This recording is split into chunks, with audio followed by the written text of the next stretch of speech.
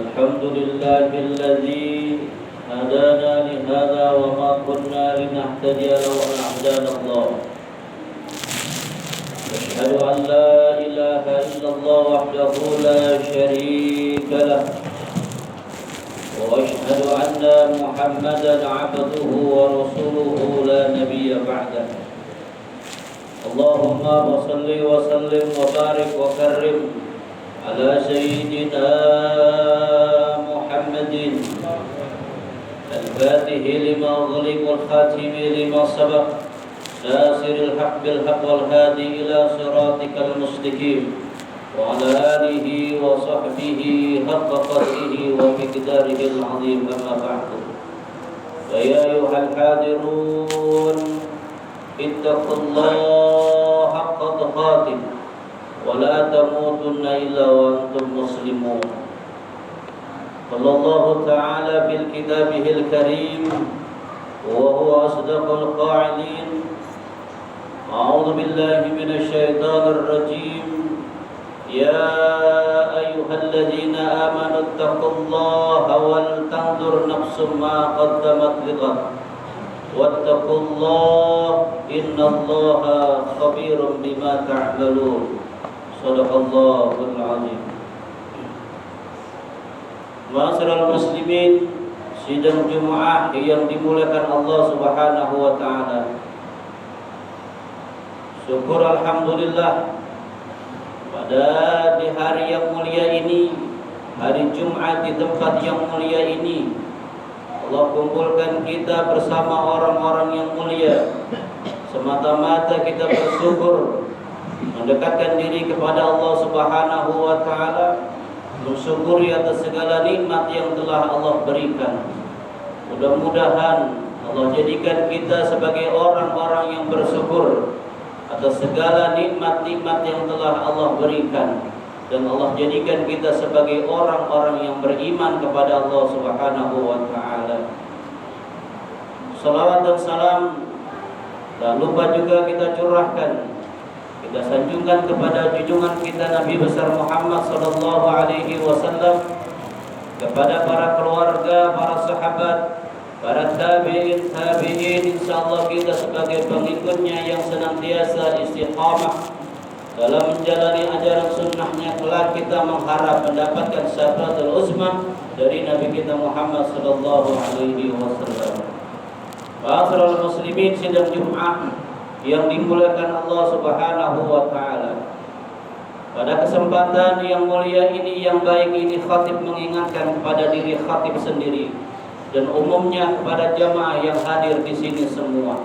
Sama-sama kita tingkatkan iman dan takwa kita kepada Allah Subhanahu wa taala. Dalam arti imtithalul awamir, kita menjalankan segala apa yang diperintahkan oleh Allah Subhanahu wa taala, wastinabu nawahi, dan kita menjauhi segala apa yang dilarang oleh Allah Subhanahu wa taala. Mudah-mudahan Allah jadikan kita sebagai orang-orang yang bertakwa di hadapan Allah Subhanahu wa taala. Ma'asyiral muslimin, sidang Jumat yang dimuliakan Allah Subhanahu wa taala. Tidak terasa di Jumat ini kita sudah masuk tanggal 8 Dzulqa'dah. Artinya sudah sebulan lebih Ramadan kita tinggalkan. Kita tunggu Ramadan, kita tunggu Idul Fitri, dan akhirnya lewat sudah Idul Fitri, Ramadan sudah lalu. Inilah waktu tidak terasa, tahu-tahu dan tahu-tahu. Tadi kita berasa baru saja melaksanakan sholat duha, tahu-tahu sudah sholat Jumat. Sampai Allah Subhanahu wa taala bersumpah di 4 waktu. Yang pertama, Allah bersumpah di kala fajar, wal fajri, demi fajar. Kemudian naik lagi pagi hari, Allah bersumpah wadduha, yaitu waktu duha. Kemudian meningkat lagi siang hari dan sore hari, Allah bersumpah wal asri, demi masa. Kemudian pada malam harinya Allah Subhanahu wa taala bersumpah wal laili, demi waktu malam. Inilah waktu yang tidak terasa, yang kita alami dalam kehidupan dunia ini begitu cepat, sampai-sampai pepatah mengatakan al-waktu kasayf, waktu itu bagaikan pedang. Siapa orang yang bermain-main dengan waktu, yang membuang waktu dengan sia-sia, maka dalam surat Al-Asr dikatakan wal asri innal insana labil khusr, sesungguhnya dia adalah orang-orang yang rugi di dalam kehidupan dunia ini, yang menyia-nyiakan waktunya. Ilal ladzina amanu wa 'amilus sholihat, kecuali orang-orang yang beriman dan yang beramal soleh, itulah orang-orang yang beruntung di dalam kehidupan dunia ini. Ramadan telah meninggalkan kita 1 bulan lebih. Kita diajari yang namanya dengan guru Ramadan. Ketika guru yang namanya Ramadan sedang ia mengajar di suatu majlis, di suatu pesantren, di suatu sekolah, tentunya guru Ramadan itu mendidik, mengajarkan kepada murid-muridnya dengan benar. Untuk apa? Untuk taat kepada Allah Subhanahu wa Ta'ala.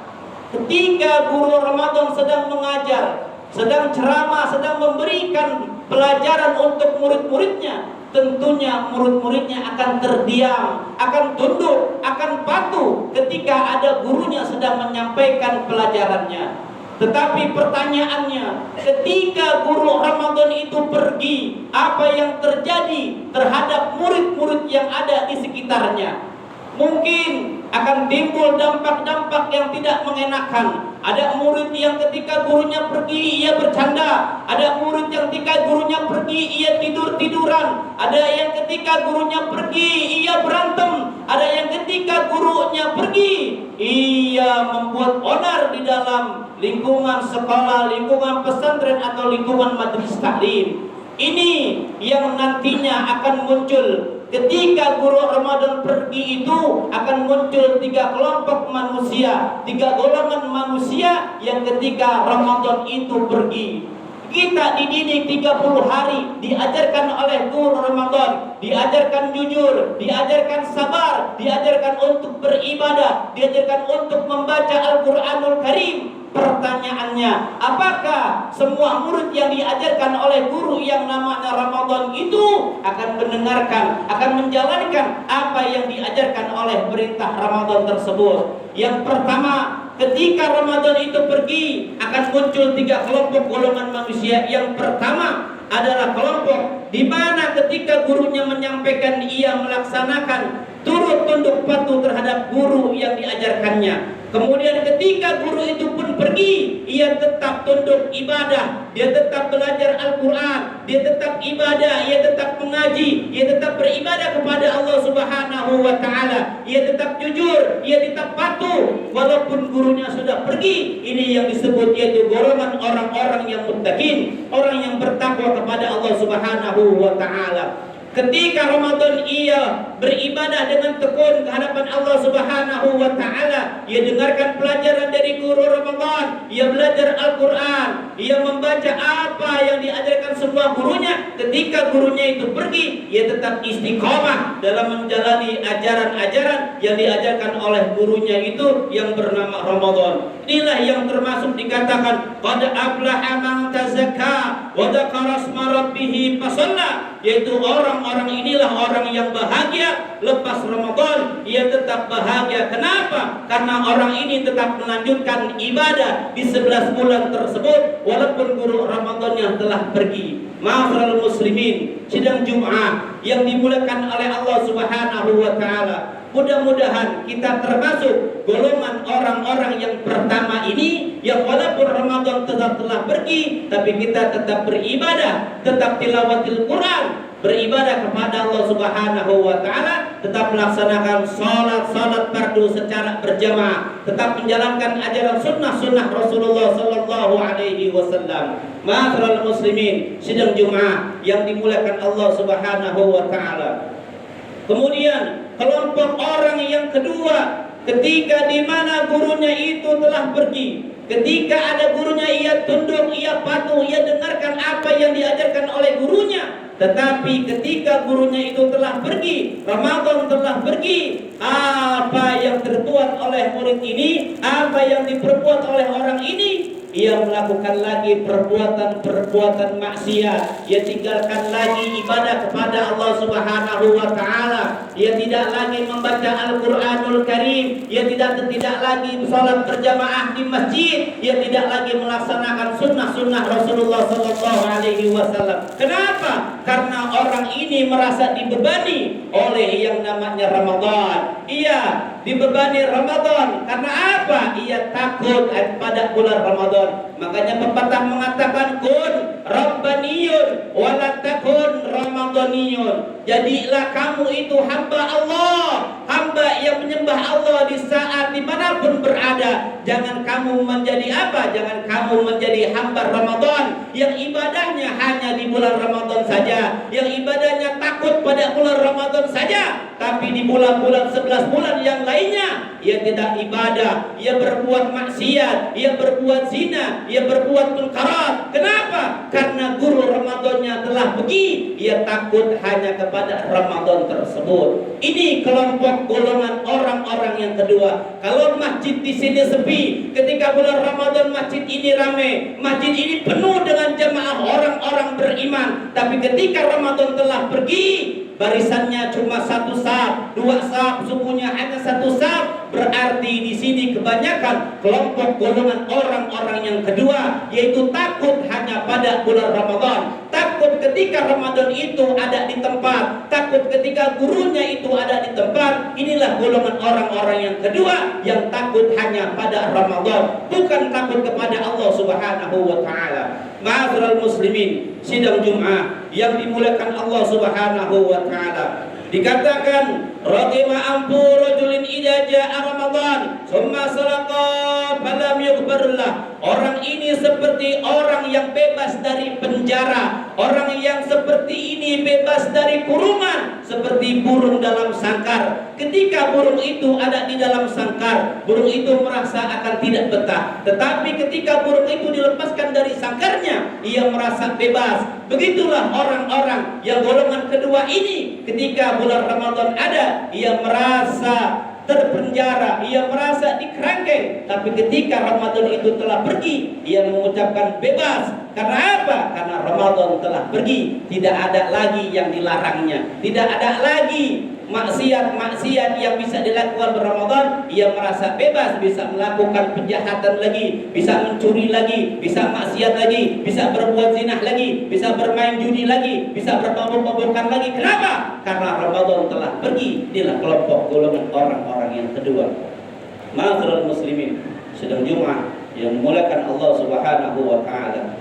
Kemudian kelompok golongan orang-orang yang ketiga, di mana kelompok tersebut ini sebelum bulan Ramadan ia melakukan perbuatan maksiat, ia tidak beribadah kepada Allah Subhanahu wa taala. Masuk Ramadan, ia pun tidak menghormati bulan Ramadan, ia tidak taat dan patuh tunduk kepada Ramadan, ia tetap melakukan perbuatan maksiat, ia tidak berbuat puasa, ia tidak beribadah, ia tidak jujur. Kenapa? Inilah orang-orang yang tidak diberikan hidayah oleh Allah Subhanahu wa taala. Selepas Ramadan, ia tetap melakukan perbuatan maksiat lagi, ia tetap melakukan perbuatan zina lagi, mengkarat, ia tetap bermabuk-mabukan, berjudi lagi di dalam kehidupannya sehari-hari. Inilah kelompok golongan orang yang ketiga, yang tidak diberikan hidayah oleh Allah Subhanahu wa taala. Ma'asyiral muslimin, sidang Jumat yang dimuliakan Allah Subhanahu wa taala. Dikatakan dalam Al-Qur'an, innal ladzina tawaffahumul malaikatu zalimuna anfusihim qala bi kuntum qalu mustad'afina fil ardh. Dikatakan nanti ada orang-orang yang diwafatkan oleh Allah Subhanahu wa taala, yang ruhnya dicabut oleh malaikat Israil, tetapi setelah itu mereka dilemparkan ke neraka jahanam. Kemudian malaikat bertanya, bima kuntum, kenapa Anda sampai dilemparkan ke dalam neraka jahanam? Jawabnya, qalu mustad'afina fil ardi, aku ini adalah orang-orang yang lemah, yang tidak bisa mengendalikan diriku sendiri, yang tidak bisa mengendalikan hawa nafsuku sendiri, mementingkan diriku sendiri. Nanti ada orang-orang yang dilemparkan oleh malaikat ke dalam neraka jahanam. Kenapa? Karena tidak bisa mengendalikan dirinya sendiri. Ia mau berbuat apa yang dituruti oleh hawa nafsu tersebut. Padahal tujuan dari puasa adalah la'allakum tattaqun, menjadikan orang-orang yang beriman kepada Allah Subhanahu wa taala. Inna akramakum indallahi atqakum. Sesungguhnya